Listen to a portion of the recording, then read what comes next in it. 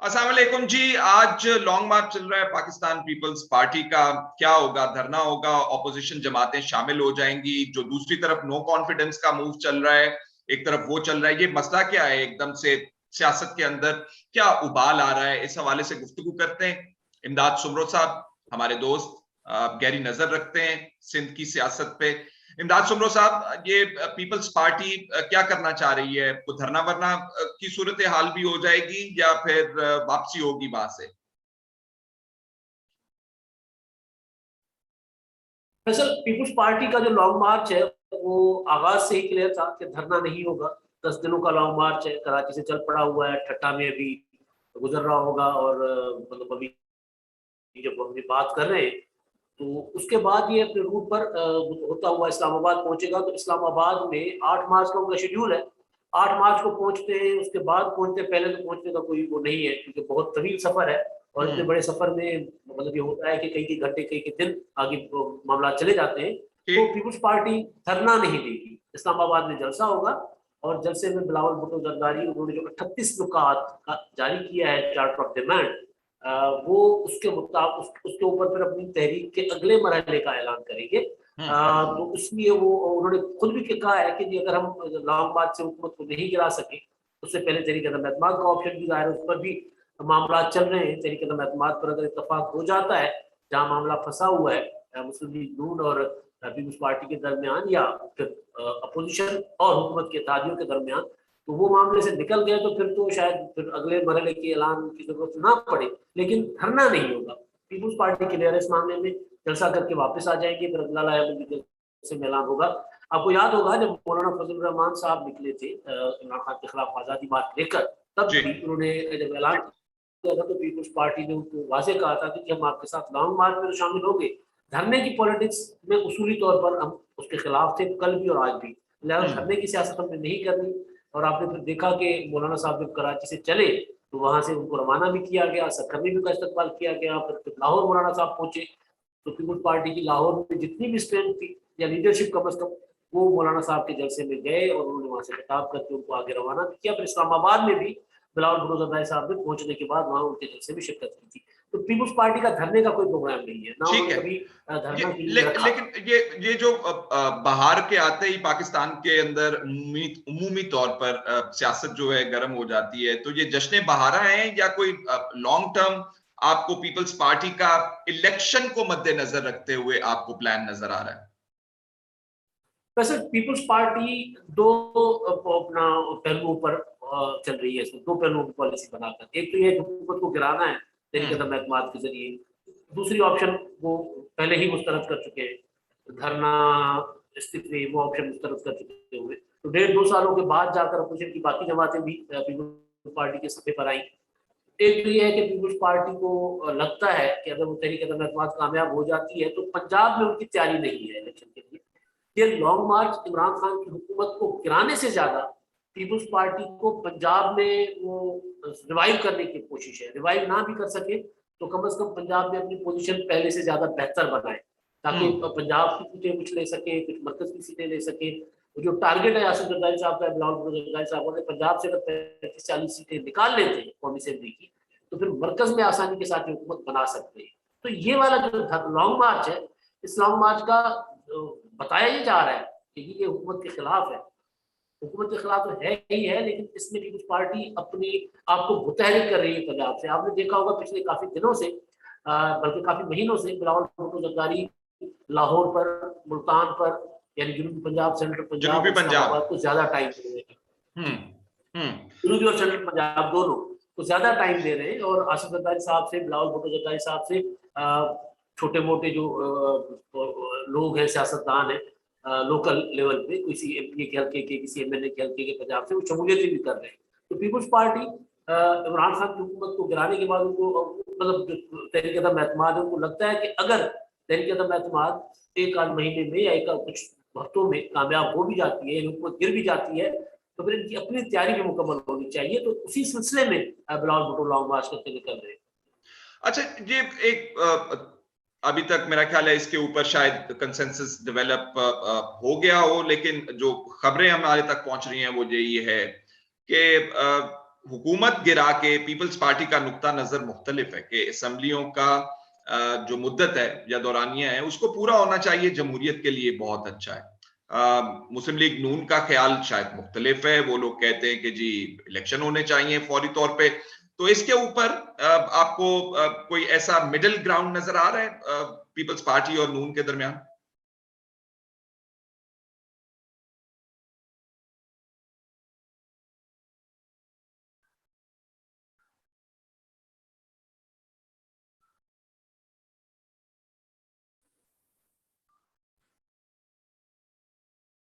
को middle middle ground नजर आ रहा है आपको इस पे? आवाज में फ्रीजिंग थी, तो जरा दोबारा वो सवाल आपका पूरा नहीं आया था।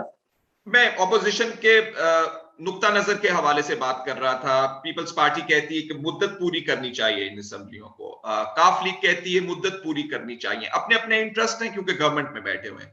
नून लीग कह रही है कि हमें जो है इलेक्शन की तरफ जाना चाहिए। इसके ऊपर कोई डिफरेंसेस खत्म हो रहे हैं, बातचीत चल रही है इसके ऊपर, या मामला रिजॉल्व हो गया?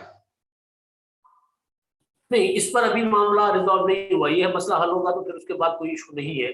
अपोजिशन के दरमियान क्लैरिटी है। अपोजिशन कल परसों बिलावल भुट्टो ने प्रेस कॉन्फ्रेंस में कहा था कि जी हम तो चाहते हैं कि इलेक्शन अपना हुकूमत जाए, उसके बाद एक पूरी सेटअप आए कुछ अर्से के लिए जो जरूरी इस्लाहात करके और हम री इलेक्शन की तरफ चले जाए। हम फ्रेश मैंडेट चाहते हैं, री इलेक्शन दोबारा इंतखाबात चाहते हैं। अभी भी जो बिलावल भुट्टो ने 38 नुकाती जो मुतालबात की फहरिस्त जारी की है, उसमें भी फौरी इंतखाबात का मुतालबा है, साफ शफाफ इंतखाबात और आज़ाद इलेक्शन कमीशन। तो पीपल्स पार्टी और मुस्लिम लीग नून में जो बुनियादी फर्क है, इख्तलाफ है, वो कि मुस्लिम लीग नून इस्लाहात को भी वक्त नहीं देना चाहती। पीपल्स पार्टी चाहती है कि इस्लाहात के लिए वक्त निकाले, 1 महीना, 2 महीने, 3 महीने। राना सनाउल्लाह साहब ने कल परसों ये इशारा दिया था कि हो सकता है कि इमरान खान को घर भेजने के बाद जो सेटअप बने वो 5-6 माह रहे। उसका मतलब है कि मुस्लिम लीग नून इस बात पे कंसीडर कर रही है, लेकिन इनके दरमियान ये इख्तलाफ इतना बड़ा नहीं है। असल मसला जो है वो आ रहा है कि चौधरी परवेज इलाही जो है वो चाहते हैं कि उनको सीएम बनाया जाए। जब वो सीएम बनना चाहते हैं तो फिर वो चाहेंगे कि 1.5 साल चले आगे मामला, तो वहां पर आकर मामला रुक गया है। और नवाज शरीफ साहब अब इसमें अगर चौधरी परवेज इलाही मान जाते हैं कि वो 3-4 महीने के लिए सीएम बन जाए और आगे जाकर उनको अकोमोडेट किया जाएगा, तो यहाँ पर अगर मामला हो जाता है सेटल, तो फिर इस मामले पे आकर बात हो जाएगी। असल में जो तहरीक-ए-एतमाद वाला मामला है उससे अपोजिशन खुद भी बचना चाह रही है। अपोजिशन चाहती है कि किसी तरह इत्तेहादी इमरान खान की हुकूमत से अलहदगी का ऐलान करे और उसके बाद वोट ऑफ कॉन्फिडेंस की तरफ मामला जाए, बजाय कि वोट ऑफ नो कॉन्फिडेंस की तरफ जाकर और अपोजिशन को 172 साबित करने पड़े। आपने देखा कल यहाँ पर लाहौर में एक बहुत बड़ी डेवलपमेंट हुई। इमरान खान साहब के जो मुस्लिम लीग कायदे आजम से भी मजबूत इत्तेहादी समझे जाने वाले बीएपी के सादिक संजरानी साहब ने वो पहुंचे हुए थे चौधरी इमरान की तरफ। तो मैंने जब पता किया, तो बाकी तो मीडिया जो रिपोर्ट कर रहा था, लेकिन मैंने पता किया तो मुझे पता चला कि वो तो आए चौधरी साहब को ये कहने कि जी अगर आपकी कोई सेटलमेंट होती है तो हमारी भी सेटलमेंट करवा लीजिएगा। सादिक संजरानी साहब तो सादिक संजरानी साहब के पास 5 वोट कौमी असेंबली में तो है बीएपी के। वो ये चाह रहे हैं कि अगर हम वोट उधर कर दे तो कम से कम मुझे ना छेड़े, मैं चेयरमैन रहूं। उनके साथ जितने भी लोग आए थे वो 1 या 2 वजीर थे बलूचिस्तान के, लेकिन बाकी सारे बीएपी के सेनेटर्स थे। तो कुछ दोस्त रिपोर्ट कर रहे थे मीडिया वाले कि जी इमरान खान का पैगाम लेकर आए, तो मैंने गुजारिश की थी कि अगर पैगाम लेकर आए होते तो फिर अकेले आए होते, फिर अपने बीएपी के सेनेटर्स को ना लाए होते। वो अपने लिए मुस्तकबिल में के नीचे साहब किसी बड़े आदमी हो, ताड़ा दस्तरखान भी वसी, ताड़ा दिल भी वसी, लिहाजा साडा भी ख्याल रखना, कानून भी बिल्कुल इसी तरह जिस तरह मुत्तहिदा कौमी मूवमेंट वाले चलकर आए थे। अब उधर से जब मुस्लिम लीग कायदे आज़म वाले जो है वो है मरकज बने हुए इस सारी मूव का, वो अगर फैसला कर लेते हैं अपोजिशन के साथ जाने का और अपनी शरायत कुछ नरम कर देते हैं तो फिर तो ज्यादा देर नहीं लगेगी। अदरवाइज फिर अपोजिशन स्विच कर जाएगी पीटीआई के अरकान तोड़कर तहरीक-ए-एतमाद लाने के लिए, और उसमें फिर जाहिर है आसिफ जरदारी साहब की शर्त होंगी। फिर आसिफ जरदारी साहब यहाँ पर ये कर रहे हैं कि वो नहीं चाहते कि सारा कुछ हुकूमत गिराकर सारा नून लीग की झोली में फेंक दिया जाए। इसी वजह से उन्होंने बीच में चौधरी परवेज इलाही साहब को रखा है। अब अभी अगर आज इन हालात में अगर पीपल्स पार्टी अपने 56 अरकान दे देती है नवाज शरीफ साहब को कि वोट ऑफ कॉन्फिडेंस कर ले, तो उसके बाद जरदारी साहब को नजर आ रहा है कि भाई उसके बाद मुझे कुछ नहीं मिलना, तो मैं सारा शिकार करके उनके हवाले क्यों करूं। तो इसलिए उन्होंने बीच में चौधरी परवेज इलाही साहब वाला मामला रखा है। जाहिर इस पे नेगोशिएशंस होंगी, और चौधरी बरादरान ने कहा है कि मुस्तकबिल के लिए आसिफ जरदारी हमें जो कहेंगे हम वो करेंगे, हमें नवाज शरीफ साहब पर एतबार नहीं है। आप जो शहबाज साहब की स्टेटमेंट पड़ी होगी जिसमें उन्होंने कहा था, और वो आउट ऑफ द वे थी तो पता नहीं था क्यों आ गया वो बयान, लेकिन उन्होंने जारी किया मैसेज देने के लिए, जिसमें उन्होंने कहा था कि जी वो जो मुलाकातें हुई हमारी अपोजिशन के रहनुमाओं से, उसमें तवील गुफ्तगू हुई, पुराने उमूर पर भी बातचीत हुई, नवाज शरीफ के मुतालिक भी बातचीत हुई, और 20-25 साल पुरानी कहानियां भी उसमें जेर बहस आई। तो 20-25 साल अगर आप पीछे चले जाएं, 1997 आता है, 1997 में पंजाब के वजीर आला के कैंडिडेट तो परवेज लाई थे, आखिरी वक्त में पता चला कि शहबाज शरीफ साहब आ गए। नवाज शरीफ साहब के वालिद साहब ने वादा किया था, जो चौधरी बरादरान दावा करते कि बड़े मियां साहब ने कहा था कि नहीं परवेज लाई वजीर आला होंगे। तो ये सारी बातें 20-25 साल पुरानी का मतलब ये था कि वो गारंटी मांग रहे हैं मौलाना साहब से भी, आसिफ जरदारी साहब से भी, तो ये ठीक है, हम आपके साथ चलने को तैयार है, फ्यूचर की हमें गारंटी दें। अब चौधरियों को पता है कि फ्यूचर में कुछ मिले ना मिले, अभी हम वजारत आला ले सकते हैं, अगर हुकूमत जो है वो अपना इमरान खान को गिराना चाहती है पोजीशन हर सूरत, वो इस पर है, और उनको फ्यूचर का कोई पता नहीं है, लेकिन फ्यूचर के लिए वो आसिफ जरदारी साहब की तरफ देख रहे हैं, नवाज शरीफ साहब की तरफ देख रहे हैं। पीपल्स पार्टी के लिए इस तमाम तर मूव के अंदर अगर वफाक के अंदर वजीर आजम का ऑप्शन नहीं है, पंजाब के अंदर चीफ मिनिस्टर का ऑप्शन नहीं है, तो पीपल्स पार्टी क्या अपने लिए देख रही है, क्या पीपल्स पार्टी को मिलेगा इसमें से? यही ना ये पॉलिटिक्स है। पीपल्स पार्टी बेसिकली पंजाब में चौधरी बरादरान को लाकर वो ये समझते हैं कि चौधरी बरादरान के साथ फ्यूचर में पंजाब में अगर चौधरी परवेज लाई आते हैं तो मुमकिन है कोई बेहतर पोजीशन कर ले। प्लस जनूबी पंजाब जहां पे वो कोशिश कर रहे हैं, चौधरी परवेज लाई की अपनी अपनी जितनी भी 5, 7, 8, 10 सीटें होंगी वो मतलब वो अपनी स्ट्रेंथन कर लेंगे मजीद। पीपल्स पार्टी को पंजाब से, जैसे मैंने पहले कहा, उनका टारगेट है 35 से 40 नशस्तें। अगर वो उसके आसपास कहीं आ जाते हैं, और फिर कराची में पीपल्स पार्टी का फोकस है, कराची पीपल्स पार्टी कोशिश कर रही है कि वहां पे कुछ 5-7 सीटें गेन कर ले, तो उसके बाद फिर चौधरी बरादरान की फ्यूचर में इनको जरूरत पड़ सकती है। मुत्तहिदा कौमी मूवमेंट, चौधरी बरादरान और मौलाना फजलुर रहमान साहब तो हर वक्त हाजिर होते हैं, आपको पता ही है। अगर जो हुकूमत आसिफ जरदारी साहब को कोalition गवर्नमेंट के लिए मौलाना साहब के 8-10 वोट चाहिए, 15 जितने भी होंगे, हो सकता है बढ़ जाए, तो मौलाना साहब भी फिर आ जाएंगे। मौलाना साहब को पता है कि नवाज शरीफ साहब अगर जीत कर आते हैं तो उनको इत्तेहादियों की जरूरत नहीं पड़ेगी। इसी वजह से मौलाना फजलुर रहमान साहब आप देख रहे होंगे कभी दोनों के साथ साथ लेकर चलने की कोशिश करते हैं, और दोस्तियां दोनों के साथ भी है, लेकिन सियासी मफाद की मैं बात करूं पॉलिटिकली, तो पीपल्स पार्टी फ्यूचर के को देखना चाह रही है। अभी इन हाउस तब्दीली के बाद प्राइम मिनिस्टर उन्होंने कहा, शहबाज शरीफ साहब को कहा कि तुसी ते वज़ीर आज़म के उम्मीदवार हो, तुसी इधर उधर दी गल्लां क्यों कर रहे हो।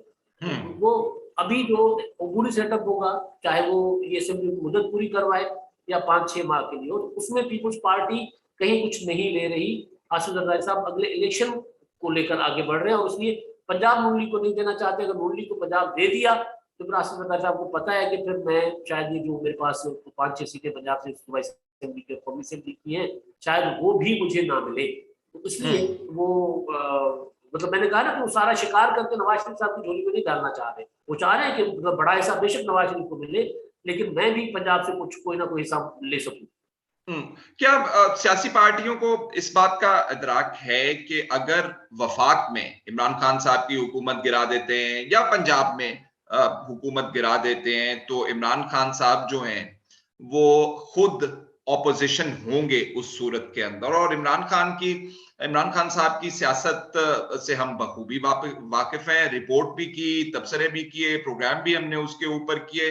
तो वो तो धरनों की सियासत के ऊपर यकीन रखते हैं, डट जाने की सियासत पे यकीन रखते हैं, सड़कों को ऑक्यूपाई करने की सियासत पे यकीन रखते हैं। तो ये ओवरऑल आपको सियासी मंजरनामा जिसके अंदर नो कॉन्फिडेंस और हुकूमत गिराना मकसूद है, कोई सूदमंद नजर आ रहा है आपको? सर, अपोजिशन ये समझ रही है कि इमरान खान को अब वो सहूलतकारी नहीं होगी, जिसकी वजह से उसने 126 दिन के धरने दिए। और दूसरी चीज उसमें मुझे इसलिए भी जरा बात समझ आ रही है कि अगर मुस्लिम लीग और पीटीआई मरकज में हुकूमत की वजह से, पंजाब की हुकूमत की वजह से पंजाब में दूसरे सूबों में पॉपुलर नहीं रही, तो पीपुल्स पार्टी भी सिंध में हुक्मरान जमात है, वहां पर पीपुल्स पार्टी से भी लोगों के गिले शिकवे हैं। लोग समझते हैं कि पीपुल्स पार्टी की गवर्नेंस ठीक नहीं है, मकामी लोग ज़ाहिर 100% तो खुश नहीं है, मतलब अगर हम वैसे जेन्युइनली देख लें तो कुछ 40-45% लोग खुश होंगे, तो 50-60% लोग नाराज भी होंगे पीपल्स पार्टी से। शाह महमूद कुरैशी साहब जो लॉन्ग मार्च लेके निकले हैं, उसका हशर आप देख लें। उन्होंने, इमरान खान साहब ने कहा था कि मैं खतरनाक साबित हूंगा, तो उन्होंने इमरान खान साहब की धमकी को डिफ्यूज कर दिया शाह महमूद कुरैशी साहब इस लॉन्ग मार्च में। कुरैशी हाँ, साहब लोग नहीं है, डिफ्यूज हो गया ना। अब इमरान खान साहब निकलेंगे सड़कों पर तो लोग निकलेंगे क्या इमरान खान साहब के लिए? नजर आ गया ना। वो अपोजिशन की हुकूमत में गए हैं ना। वो पंजाब में नहीं थे कि हम देखते थे कि पंजाब में पीटीआई ठुस हो गई, चले नहीं पंजाब में पीटीआई नहीं है, मुस्लिम लीग दूर ज्यादा है, और पंजाब में मुस्लिम लीग की हुकूमत भी नहीं है, पीटीआई की अपनी हुकूमत है।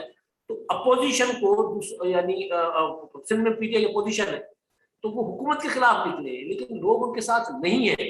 यहाँ तक फैसल के वहां पर शाह महमूद कुरैशी साहब जिन लोगों को लेकर आए मुख्तलिफ इलाकों से, उन लोगों से मीडिया ने जो बात की, उन्होंने ब्लंटली कहा, उन्होंने कहा कि जी महंगाई तो इमरान खान की वजह से है। तो मीडिया पूछ रहा है कि जी फिर आप क्यों आए? तो कहते हम तो मुर्शिद के दीदार के लिए आए। हमें हमारी जमात ने, गौसिया जमात ने हुक्म दिया था कि जी गौस पाक के गदी नशीन आ रहे हैं, वो आ गए हम वहां पर। तो लोग उसके बावजूद जो शाह महमूद कुरैशी अपने मुरीदैन को निकाल पाते थे, वो भी नहीं निकाल पाए। इमरान खान साहब का वो जो आप कह रहे हैं, इमरान खान साहब का मुझे लग रहा है कि अपोजिशन को यकीन है कि इमरान खान साहब हुकूमत में जाने के बाद, अब अगर हुकूमत उनकी गिरती है, जाहिर है ये होता है ना सियासी शहीद, तो सियासी शहीद बनने के बावजूद उनकी शहादत कोई कबूल नहीं करेगा। वो जो जो अब जो दूसरा दिन है ना उनके लॉन्ग मार्च को, रात सखर में खाली कुर्सियां थी, फ्रंट रो। सखर तीसरा बड़ा शहर है सिंध का, फ्रंट रोज पे। और ऐसा नहीं है कि सखर में पीटीआई कोई बिल्कुल नहीं होगी, जाहिर है पीटीआई है, तो इस वजह से वोट की और वहां से उन्होंने उसका आगाज किया है। और शाह महमूद कुरैशी साहब ने जो रूट बनवाया है, वो तमाम वो अजला शामिल किए जहाँ शाह महमूद कुरैशी साहब के अपने मुरीदैन हैं और बड़े बड़े उनके मतलब असर रसूख है उनका वहां पर। तो लेकिन उसके लेकिन बावजूद शाह लोग नहीं महमूद है। कुरैशी साहब का असर रसूख सिंध के हवाले से, वो असर रसूख तो नहीं है जो पाकिस्तान पीपल्स पार्टी एक्सरसाइज करती है सिंध के अंदर। तो मुकाबला आप उस तरह नहीं कर सकते शाह महमूद कुरैशी साहब का। लेकिन जब इमरान खान साहब खुद बाहर निकलते हैं, हाल ही के अंदर जलसा किया है उन्होंने, और लोग कह रहे हैं कि अच्छा जलसा था इमरान खान साहब का वहां पे पंजाब के अंदर, तो हालात मुख्तलिफ हो सकते हैं अगर ऑपोजिशन हुकूमत गिरा दे और इमरान खान साहब खुद ऑपोजिशन के अंदर आ जाए तो। फैसल ये जाहिर है सियासत है, मुमकिन है कल को इमरान खान को जो क्रिकेट की टर्म में कहते हैं कम बैक करे। मंडी बहाउद्दीन का जलसा नाकाम जलसा था। मंडी बहाउद्दीन की वो ग्राउंड मैंने देखी हुई है, 2018 में भी वो ग्राउंड नहीं भरी थी। वो फुटबॉल की ग्राउंड है, फुटबॉल की ग्राउंड कितनी बड़ी होती है आपको अंदाजा है? छोटी सी ग्राउंड है, छोटा सा स्टेडियम है, और स्टेडियम की सीढ़ियों को कवर किया गया था ताकि वो खाली नजर ना आए। अगर स्टेडियम की सीढ़ियां भर लें, ग्राउंड पे भी लोग हो, तो भी उस ग्राउंड में तो 8-10 हजार 15 हजार से ज्यादा लोग नहीं आते। तो वहां पे चंद हजार लोगों का जलसा था, और इमरान खान साहब हुकूमत में थे। मंडी बहाउद्दीन में उन्होंने इसलिए जलसा किया कि मंडी बहाउद्दीन के में ओवरसीज फैमिली ज्यादा है, पाकिस्तान लेकिन का जो बेल्ट है।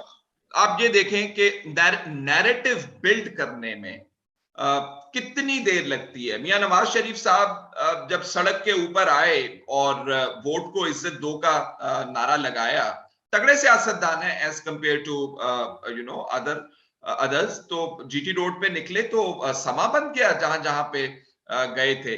तो लोग ऑलरेडी पोलराइज्ड या पॉलिटिकली डिवाइडेड तो हैं। तो अगर इमरान खान साहब का इन्होंने ऑपोजिशन के अंदर आके रूप देखना हुआ, तो मुल्क की सियासत के अंदर मुझे जाती तौर पे लग रहा है कि डेडलॉक की सी शायद सूरत हाल पैदा हो जाए। मुमकिन मुमकिन है ऐसा हो। मैं पता है किस तरह देख रहा हूँ चीजों को। इमरान खान साहब ने 2014 में जो धरना दिया था, 126 दिन का धरना था, और आपको पता है कि सहूलतकारी के साथ, और उनको बहुत ज्यादा सहूलतकारी थी, उसके बावजूद भी वो हुकूमत को नुकसान नहीं पहुंचा सका था। कुछ इश्यूज डिले जरूर करवाए, सीपैक डिले हो गया, चाइना के सदर का दौरा डिले हो गया, दौरा था हुकूमत के लिए सरदर्द बनी रही, लेकिन हुकूमत अपने पांव पर खड़ी रही, अपना काम करती रही। उसके और उसके अलावा भी एक और तगड़ा फैक्टर मौजूद है, जिसके अंदर देखिए लोगों के बिजनेसेस जो हैं, अरबों रुपए के बिजनेसेस, लोगों का नुकसान हुआ धरनों के दिनों के अंदर। और जब हम डेफिनेटली उस धरने ने मजबूरी तौर पर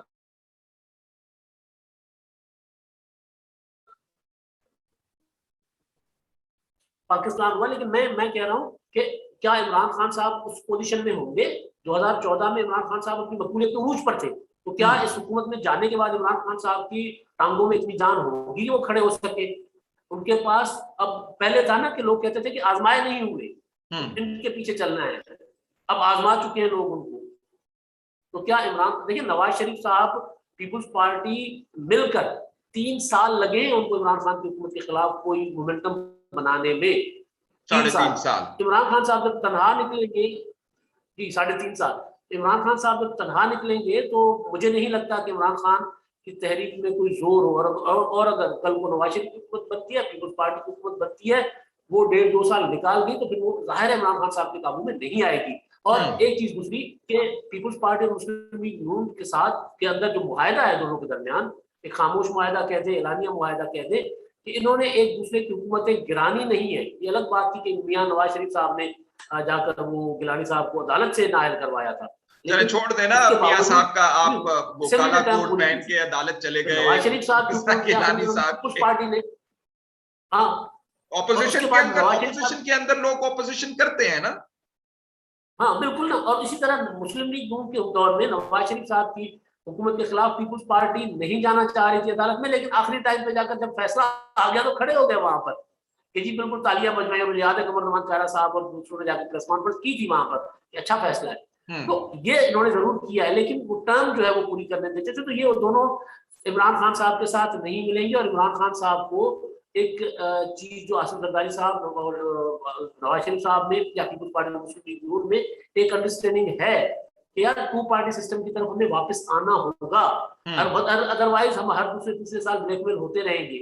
अपने आप को भी बेहतर करना होगा, और जो पाकिस्तान की सियासत में ये जो बाहर से लोग लाए जाते हैं, तो वो उनका ख्याल है, मैं नहीं समझता, मतलब मैं नहीं कह रहा कि उनका ख्याल है कि जो सिलेक्ट करके लाए जाते हैं, इस गेम को हमें अब सपोर्ट नहीं करनी चाहिए। कि कल को ये ना हो कि अगर पीपुल्स पार्टी की हुकूमत है और नवाज शरीफ इमरान खान से मिलकर तहरीक चलाए, या इमरान नवाज शरीफ की हुकूमत हो तो पीपुल्स पार्टी इमरान खान के साथ मिलकर तहरीक चलाए, उनके अंदर ये भी अंडरस्टैंडिंग है। इसी वजह से बहुत मुश्किल होगा इमरान खान के लिए पॉलिटिकली सर्वाइव करना। आप कह रहे हैं कमबैक करने की बात करेंगे, अगर अपना प्रॉब्लम क्रिएट करेंगे, मुझे लगता है कि इमरान खान के लिए पॉलिटिकली सर्वाइव करना बहुत मुश्किल हो जाएगा। ठीक, इमदाद, बहुत बहुत शुक्रिया आपका हमें सेंसिटाइज करने का मौजूदा सूरत हाल के हवाले से। लेकिन मैं यहाँ पे फिर मेंशन करना चाहूंगा, although it is yet to be seen, आने वाले वक्त के अंदर होगा जिसके अंदर बहुत इफ्स एंड बट्स हैं। पहले हुकूमत गिराने का मामला है, तो कहा जाता है कि कप चाय का अगर लबों तक भी आप ले जाएं तो उसके दरमियान भी काफी सारे स्टेप्स होते हैं। तो अभी तो नंबर्स पूरे कह रहे हैं हो गए हैं, लेकिन जाना है, फाइल करना है, 7 दिन 9 दिन का तमाम तर प्रोसीजर है, स्पीकर के पास इख्तियारात हैं, डिले बहुत कुछ किया जा सकता है, बहुत कॉन्स्टिट्यूशनल उसके अंदर चीजें अभी मौजूद हैं। लेकिन पाकिस्तान के अंदर हमने देखा यही है कि जब आप ऑपोजिशन के अंदर आते हैं तो फिर आपका चेहरा जो है वो डेमोक्रेटिक हो जाता है, और जब आप हुकूमत के अंदर होते हैं तो फिर आपके ऊपर हाइब्रिड निजाम का भी तोहमत लगती है, इस्टेब्लिशमेंट की पार्टियों को भी साथ बिठाने की तोहमत लगती है। तो मुख्तलिफ एक रुख होता है वो सियासत का। देखते हैं आइंदा वाले आने वाले दिनों के अंदर क्या होता है। फिलहाल हमारी तरफ से इतना ही। इमदाद सुमरो साहब का बहुत बहुत शुक्रिया, और इमदाद सुमरो साहब से हम ये रिमाइंड करा के जा रहे हैं कि आपका इन हालात के अंदर हम पीछा नहीं छोड़ने वाले, गाहे बगाहे जो है हम आपसे अपडेट्स जरूर लिया करेंगे। और आपका बहुत बहुत शुक्रिया। थैंक यू वेरी मच इमदाद। जरूर जरूर।